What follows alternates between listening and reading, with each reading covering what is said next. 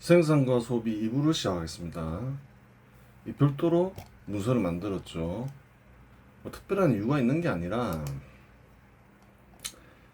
A4 용지로 한 250페이지가 되는데 250페이지가 넘어가니까 안 쓰여져서 그런 거죠. 그래요. 한 250, A4 용지로 250페이지면 한 책 분량으로 한 600페이지 가까이 되죠. 그래요. 작은 분량이 아니에요. 사업체에 대해서 적다 보니까 그렇게 된 건데, 좀 다루어야 될 부분이 많다 보니까 뭐 할 수 없는 거지요. 그래서 어 그래요. 별도의 문서를 만들었어요.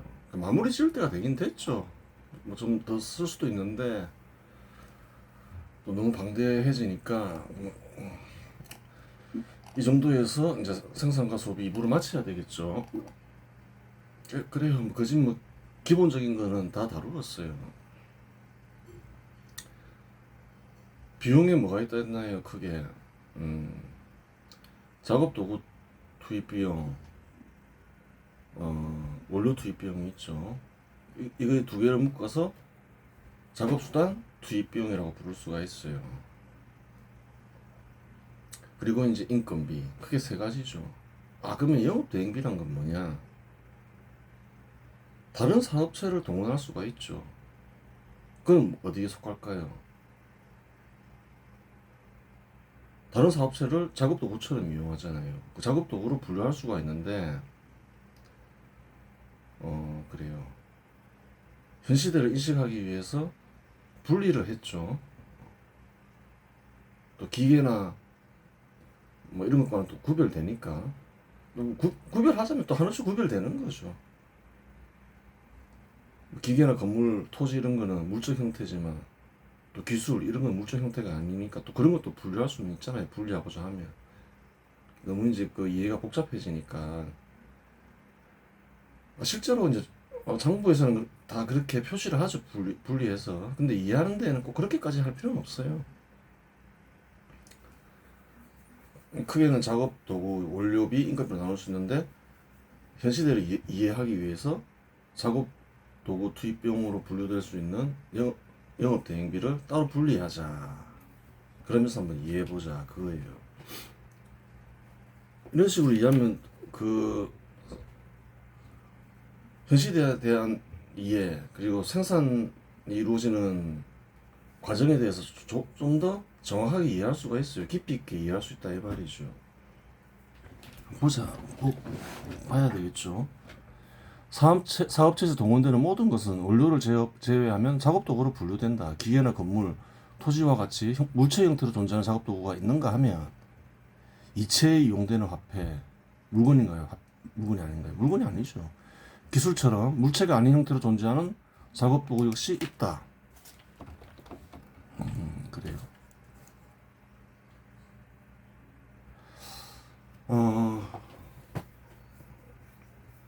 사업체도 여러 종류가 있죠. 물체를 가공해서 생산물을 만드는 생산업체,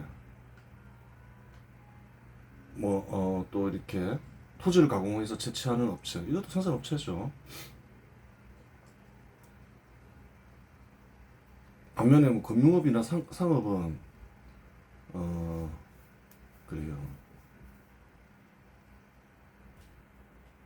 그, 생산물을 만드는 업체가 아니죠. 뭐 생산업체만 따로 떼서 뭐 생산수단, 생산도구, 이렇게 표시할 수도 있는 거예요. 뭐 근데 굳이 뭐 그렇게 하면 막 복잡해지는 거죠. 작업 도구와 생산 도구는 다른 것인가 이러면서 그럴 필요가 없다는 거예요. 협업이 고도로 발전한 곳에서는 다른 사업체가 동원될 수도 있는데, 그렇죠. 동원되는 사업체 역시 작업 도구로 분류할 수 있다. 하지만 이해의 편의를 위해 동원되는 사업체로 인해 발생하는 비용을 영업 대행비로 규정한다. 다 설명했죠. 다른 사업체를 동원할 수도 있다는 거예요. 작업 도구 수단으로. 실제로 그렇게 하죠. 그럼 현 시대 생산이 어떻게 이루어지냐? 영업 대행비를 이해하기 전에 좀 그런 생산에 대한 이해가 필요하다는 거예요. 사업체 구성에 필요한 대상을 스스로 모두 마련한 뒤 생산하고 생산한 대상을 생산자가 직접 소비할 수 있다. 자급자족이죠. 직접 소비하기 위해서 생산한다. 실제로 그러한 삶을 수천 년간 살아왔죠. 대부분이 농민들이, 대부분의 사회 구성원들이기도 했죠. 농민들이. 실제로 자급자족하던 고대 농경국가 시대에 살던 농민들은 그와 같은 삶을 살았다. 옷감도 자연으로부터 직접 구해 옷을 제조했으며 집을 만드는 원자재도 산이나 들에서 직접 구해 제조하였다. 초가집 그랬잖아요. 나무 같은 거 산에서 잘라서 오고 들에서 지풀이 이용해서 지붕 만들고 그랬잖아요. 그러한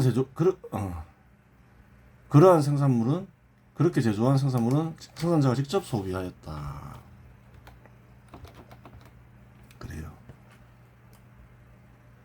하지만 현 시대에서 그러한 방식으로 생산하는 사업체는 없다. 작업도구로 생산하는 사업체, 자원을 채취하는 사업체, 자원을 가공하여 부품을 만드는 사업체, 부품을 조립하는 사업체가 협업을 하면 생산한다. 복잡한 생산물인 경우 그렇죠. 그래요. 다 각자 분업을 해서 일한다 이 말이죠. 협업은 사업체 간 협의를 통해 성립될 수도 있지만 그러한 협의가 없고 서로 모르더라도 시장에서 구매를 통해 필요한 것을 얻으면 협업이 자연히 성립된다.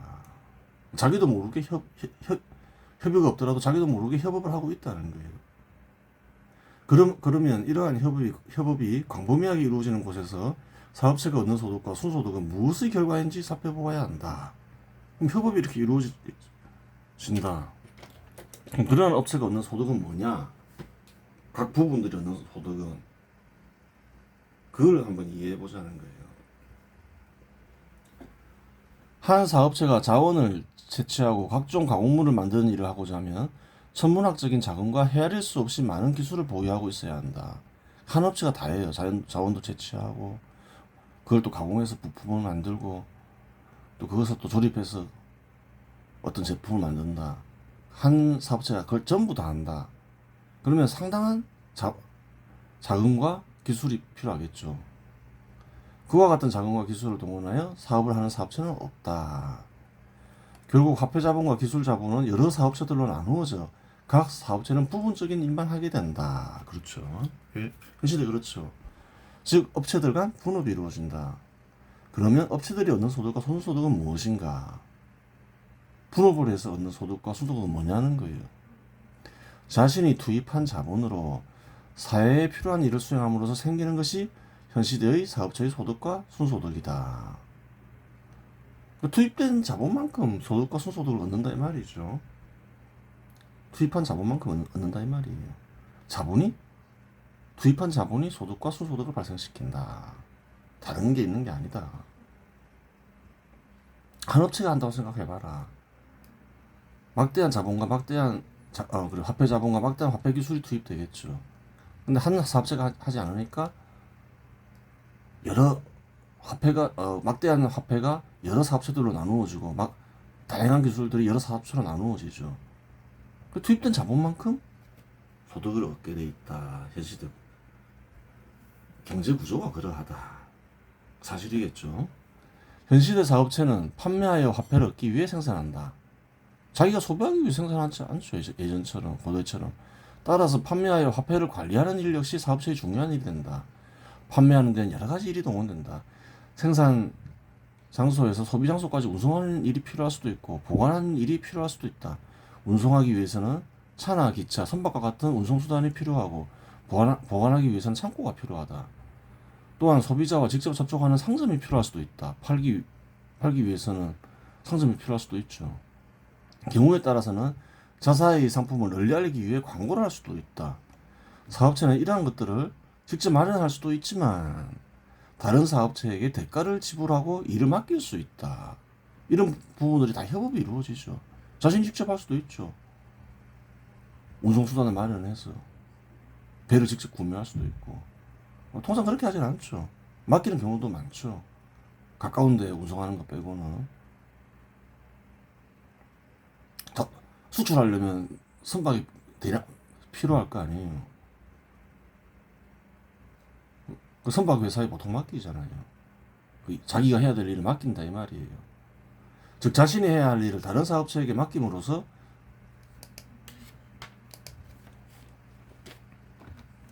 생기는 비용이 영업대행비이다. 영업대행비가 되죠. 분업이 돼서 그런 거죠. 이와 같은 영업대행비는 화폐를 관리하는 일에서도 발생하는데 통상 화폐를 관리하는 일은 금융업체가 담당한다. 그렇죠. 금융업체가 없어보라는 거예요. 화폐를 보관하고 지키고 또 거래할 때마다 복잡하죠.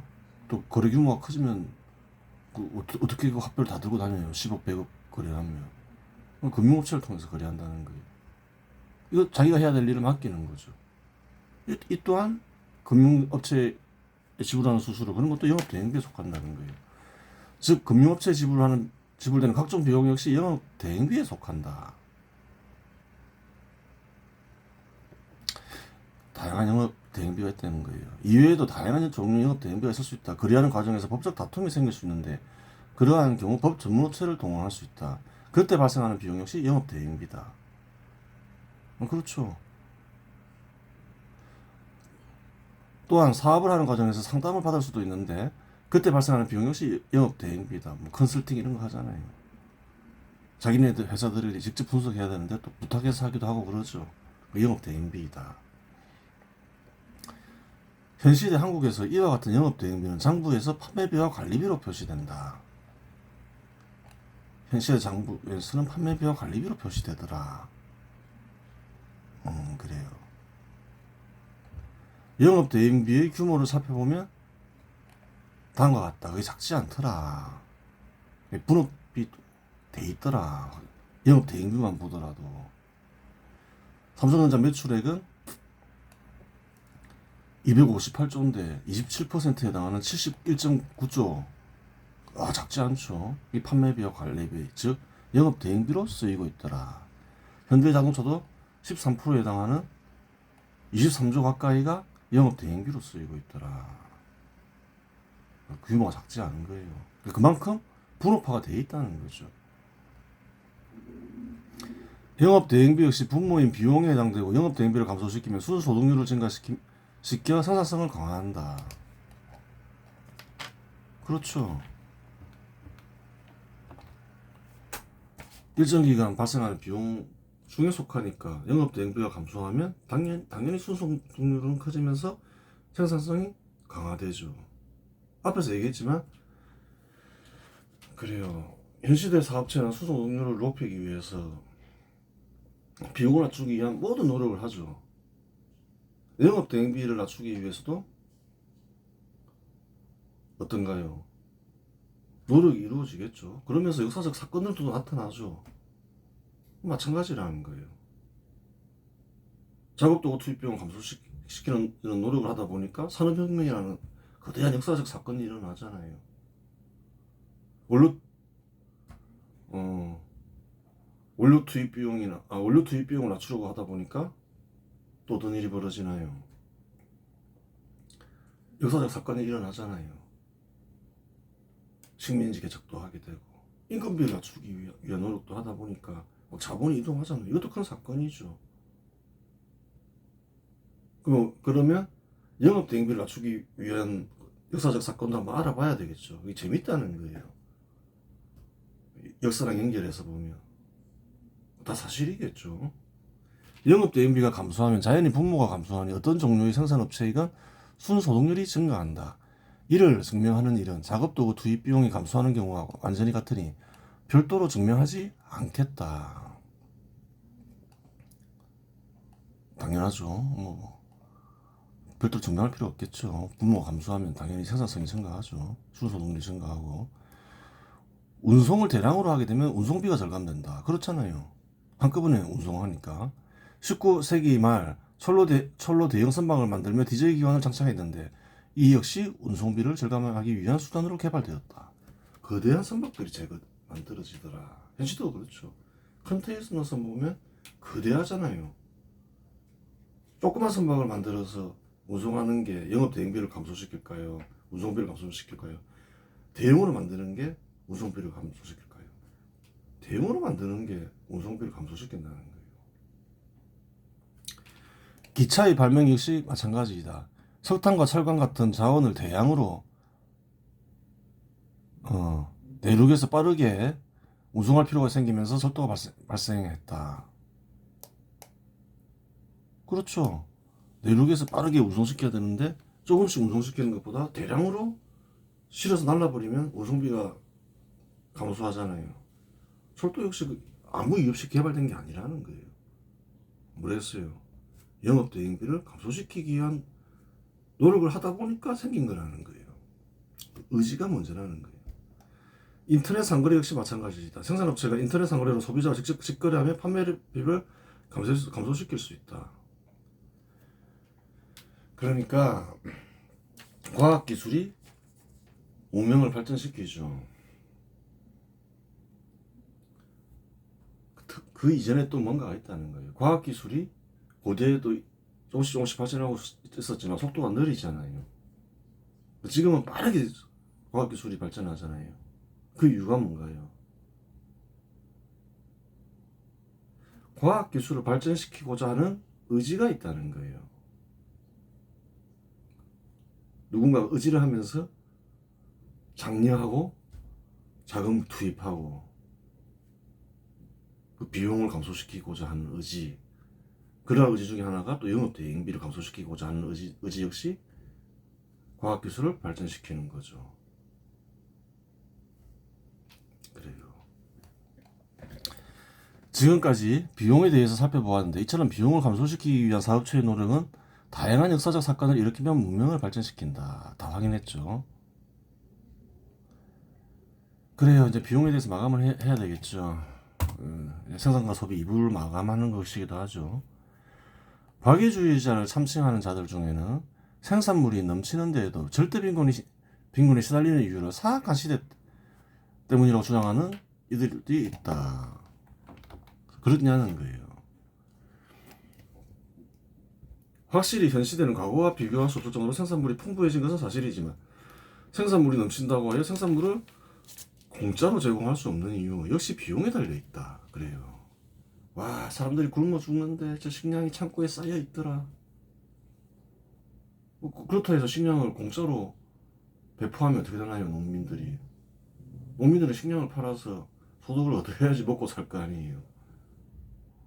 뭐 때문인가요? 그 비용 때문이라는 거예요. 생산을 계속 유지하기 위해서 작업 도구를 구매해야 되고 또 필요한 원료가 있으면 원료를 구매해야 되고 그래요. 또 가정의 비용도 빼내야 되고 안 팔고 그걸 어떻게 해결해요? 다 비용 때문이라는 거예요. 그 비용을 잘 이해해야 된다는 거예요. 팔아서 비용을 충당해야 생산에 참여하는 이들 역시 소득을 얻어 생존할 수 있다. 당연하죠. 쌀이 창고에 넘쳐난다고 하여 쌀을 팔지 않고 가난한 이들에게 공짜로 제공하면 어떻게 되겠는가? 쌀을 생산한 농민은 소득을 얻지 못해 절대 빈곤에 빠지게 된다. 그 식량이 쌓여 있다고 해서 뭐 어떻게 해야 되겠네. 농민들한테 강요해야 될 거 아니에요. 식량 쌓여 있는데 빨리 공짜로 베풀으라고. 그러면 농민들은 어떻게 되나요? 돈 없다고 난린들인데 보호해라 하고 그러는데 무슨 막 남들에게 퍼줄 쌀이 있겠어요. 다른 사업체 역시 마찬가지이다. 팔지 않고 가난한 이들에게 생산물을 제공하면 비용을 감당하지 못하고 파산한다. 그렇죠. 좀 이해를 좀 하면서 또 생각을 하고 그래야 발전이 있는 거예요. 그래요. 현 시대는 고대보다 훨씬 자비로운 시대이다. 자비로운 시대라는 거예요. 이전과는 비교할 수 없을 정도로 풍요로워지면서 절대 빈곤에 시달린 이들 역시 급격히 감소하였으며 한국을 생각하면 되죠.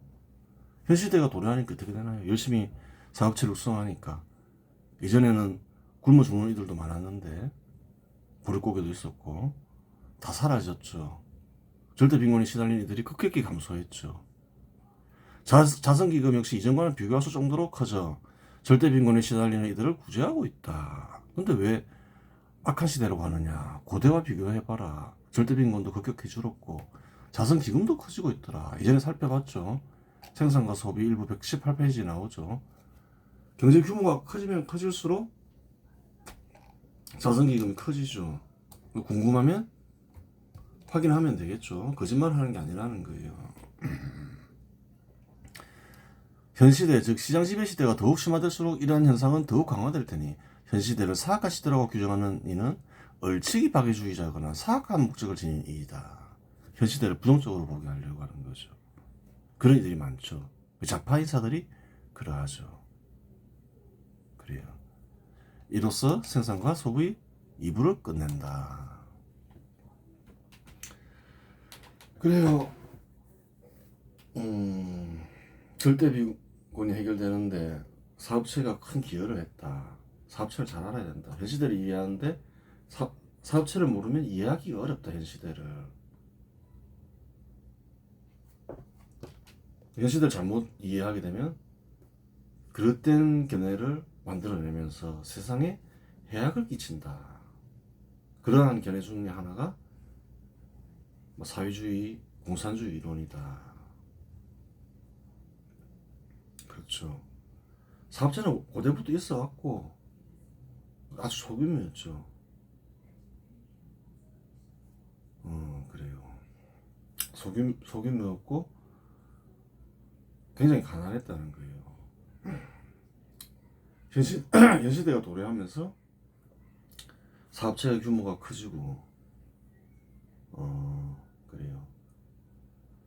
또 생산성이 커지면서 개개인이 얻는 소득도 커지고 사회 전체도 풍요로워졌다. 그러면서 절대빈곤도 해결됐다. 사업체는 누구에게나 삶의 터전이다. 중요하다. 정부에게도 중요하다. 사업체가 커져야지 정부도 세금을 많이 걷게 돼서 할 수 있는 일이 많아진다. 누구에게나 다 중요한 것이 사업체다. 사업체를 제약시하지 마라. 그런데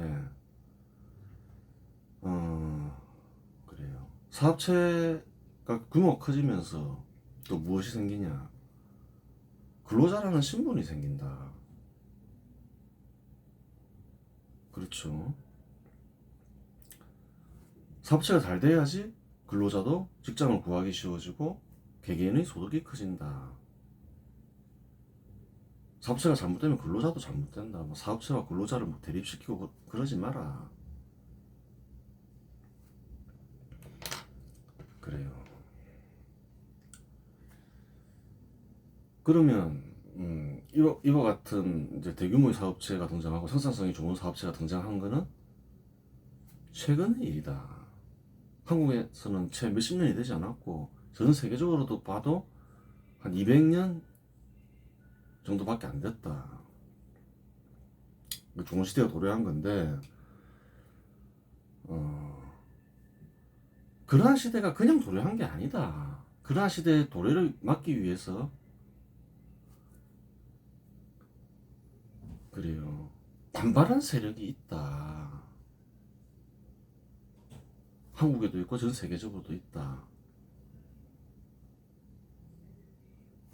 일단 신분제도로서 이득을 얻는 사람들이 있었다. 현 시대가 도래하기 위해서 신분제도가 파괴되어야 되죠. 그 대립이 있었다. 어느 나라에나 있었다. 싸워서 많이 죽었다. 영국도 그렇고 뭐 유럽 모든 나라도 그렇죠. 한 번 붙으면 수십만 명이 죽었다. 그러면서 도래한 시대다. 그런 시대 도래하게 한 세력을 이글을 스님은 뭐라 하냐면 3차 인류혁명 세력이다. 3차 인류혁명 세력의 그러면 반발 세력도 있는 거죠. 현 시대를 죄악시하면서 좌파 인사들이 그러하죠. 그래요. 처음에 이제 귀족 세력을 농업에 기반한 귀족 세력이 반발했는데 정리를 하니까 끝이 났냐는 거예요. 또 새로운 반발 세력이 등장하더라. 근데 그 반발 세력은 뭐냐? 사업체를 제약시하더라. 사업체를 파괴하려 하더라. 그 사람들이 주장하는 바를 한번 보자. 정부의 통제를 중시하더라.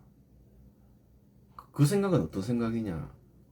고대부터 내려오는 생각이다. 그렇잖아요. 신분제도 하에서 내려온 통제했죠. 고대부터 다양한 산업들을. 그래요. 그 새로운 그 생각이 아니다.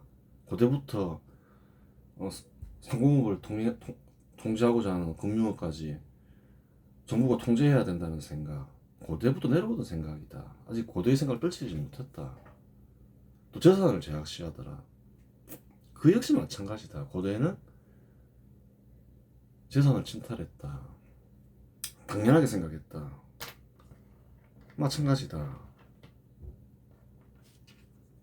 또 특정 신분을 이익을 보장하려고 하더라. 뭐 어떤 근로자들을 내세우면서 근로자들이 세상이 돼야 된다 이러면서. 이 역시 새로운 생각이 아니다. 신분 제도 하에서 특정 신분의 이익을 보장하고자 하는 어떤 생각이 그대로 이어지는 것이다. 그러한 것들을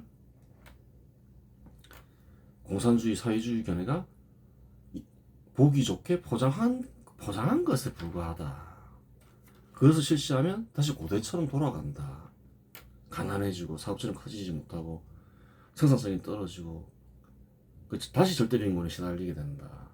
북한하고 베네수엘라 봐라. 북한과 베네수엘라뿐만이 아니다. 20세기에 생겼던 공산주의 국가들 봐라. 다 그렇다. 다 공개되지 않았느냐. 그렇다.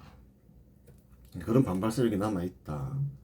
근데 그런 반발 세력들이 이제 통하지가 않게 되니까 이제 포퓰리즘 세력으로 변하는 거죠. 그래요. 한국도 보자는 거예요.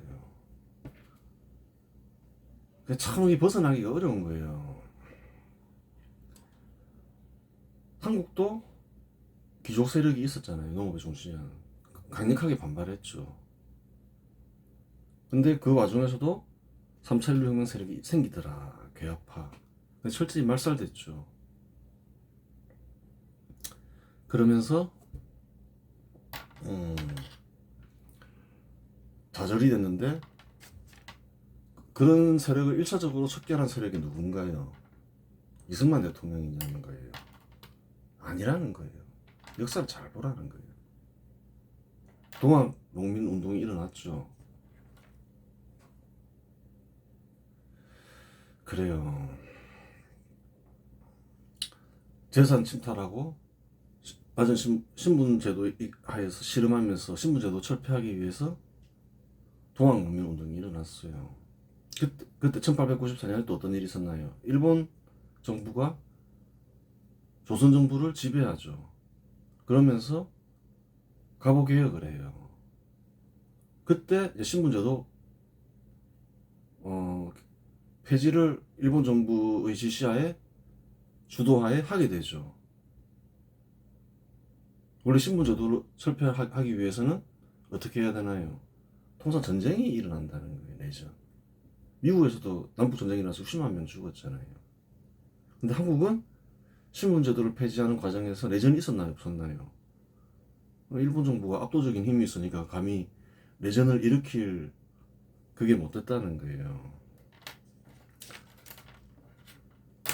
그래요. 현 시대가 도래하기 위한 여러 가지 제도적 조건이 있는데 그 중에 하나가 신분제도 폐지라는 거예요.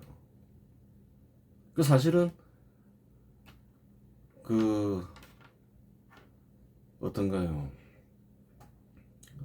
나중에 동학 농민운동 하던 이들이 그 일진회를 구성하고 오히려 일본 정부를 지지하게 하는 거죠. 그것도 이제 이해를 해야 된다는 거예요.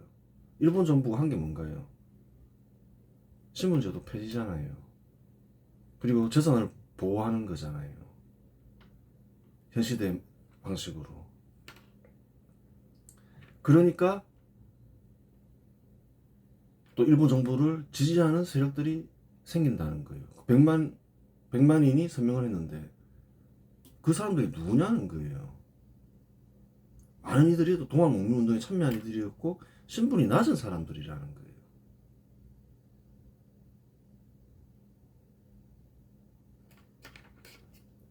그러하죠. 사실인 거예요.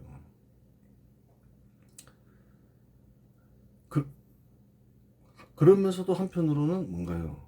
차별에서 벗어나고 싶었겠죠. 그 마음이 공존한 거죠. 아니 왜 역사적으로 보면 1941년에서 일본이 미국과 전쟁을 하면 그 아주 독립하기 좋은 기회인데 이 땅에 살던 사람들이 내전이나 폭동을 일으키지 않았을까? 어느 정도 이제 갈등은 있었겠지만 여러 가지 생각을 하겠죠. 힘도 없었거니와. 근데 이제 그 이 땅에 살던 사람들이 기억에는 뭐가 있나요?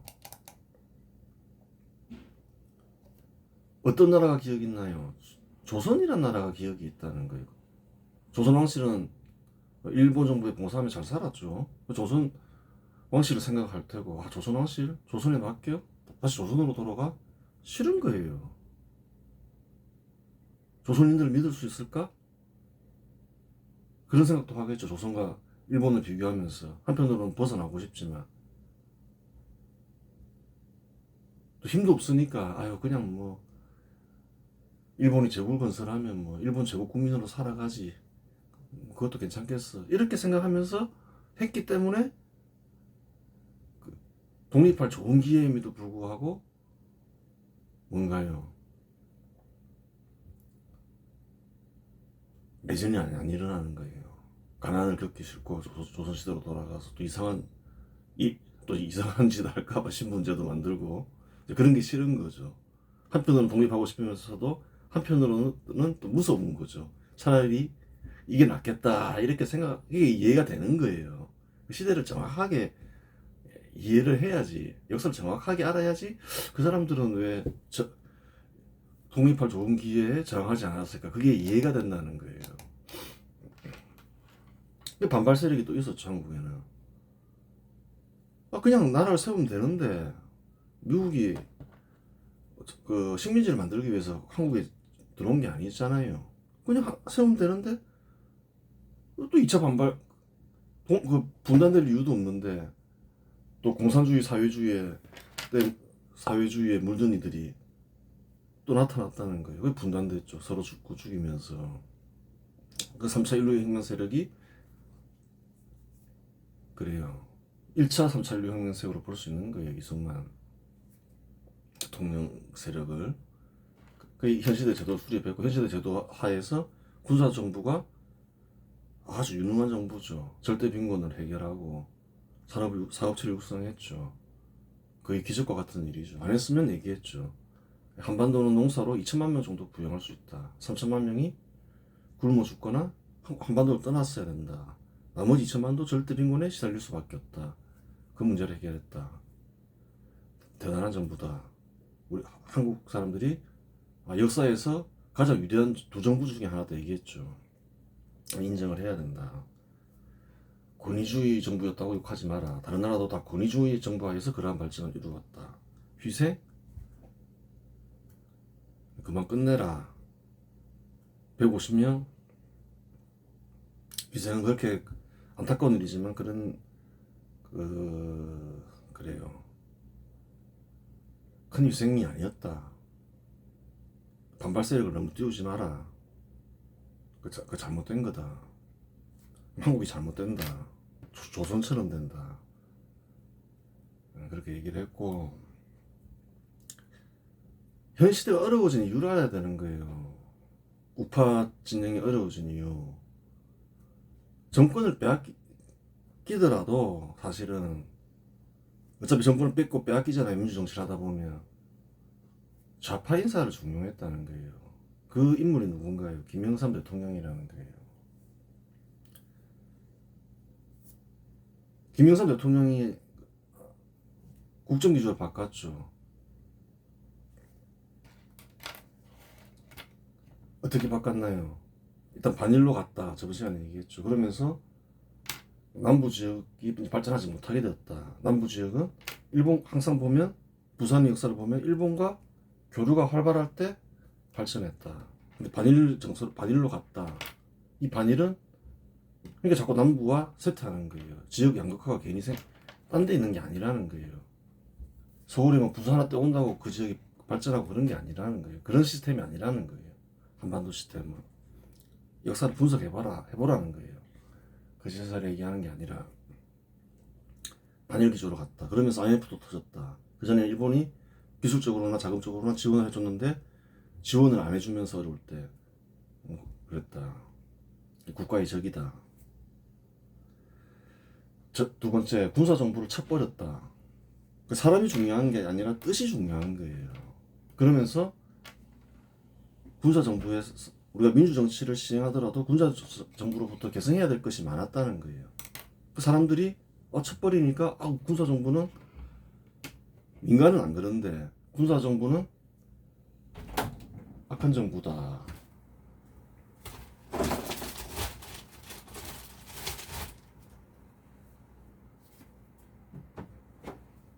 그렇게 인식이 되는 거죠. 그러면서 뜻을 저버린 거예요. 오히려 이제 그 3.4.16 반발 세력이 일으킨 3.4.16 반발 세력은 누구였나요? 대표적인 분 김대중 김영삼 대통령이잖아요. 전혀 대표적인 반발 세력이죠. 반발 세력들의 생각이 우파 인사들 전체는 아닌데 그 우파 인사들을 대표하는 정당이 있고 있다는 거예요. 그거는 박정희 대통령 딸이었던 박근혜 대통령도 마찬가지죠. 3.4.16 혁명의 세력의 생각을 계승해서 실천하려 하지 않고 이상한 짓만 하더라는 거예요. 이명박 대통령도 뭐 그 반일 정서, 김영삼 대통령이 만들어진 반일 정서를 오히려 계승해서 좌파 인사들이 그 어떤 생각을 계승해서 독도 가서 이상한 짓을 하고 그런 게 뜻이 사라져 버렸다는 거예요.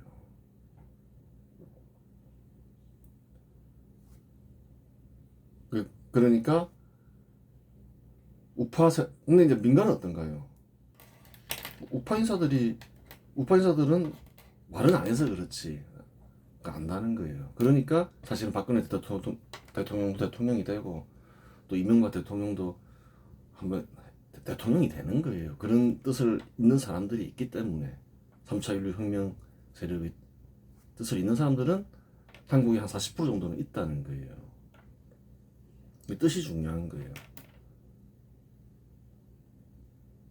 그런 거 하지 말라는 거예요. 뭐 5.18 그 반발 세력이 일으킨 사건인데 거기 가서 뭐 어쩌고 미화하고 정확하게 얘기를 하든가 그것은 3.4.16 혁명 반발 세력이 일으킨 것으로 한국에 도움이 되지 않습니다. 그럼 우리나라가 잘못됩니다.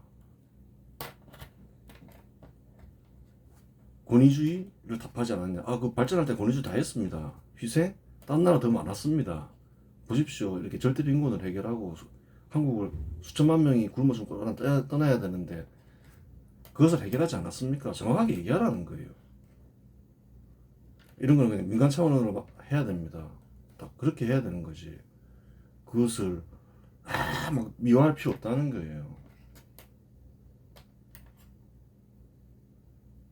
그러면 한국이 잘못된다는 거예요. 3.4.16 반발 세력을 미화하고 그런 사건을 미화하면 아니면 그냥 가만히 그렇게 말 못할 거면 가만히 있거나 물론 이제 그런 건 하면 안 되는 거예요. 이렇게 정확하게 얘기를 해야 되는 거지. 근거를 가지고 확인도 할 수 없는 이거 북한군이 공작했다더라. 확인도 되지 않는 걸 가지고 그렇게 하면 서로 간에 기분만 나쁘다는 거예요. 정확하게 자기 생각 역사적 사실이 근거해서 이게 맞다 하고 딱 가야 되는 거지. 또 그게 맞는 것이고 그렇게 되는 거예요. 이번 시간에서 끝내겠습니다.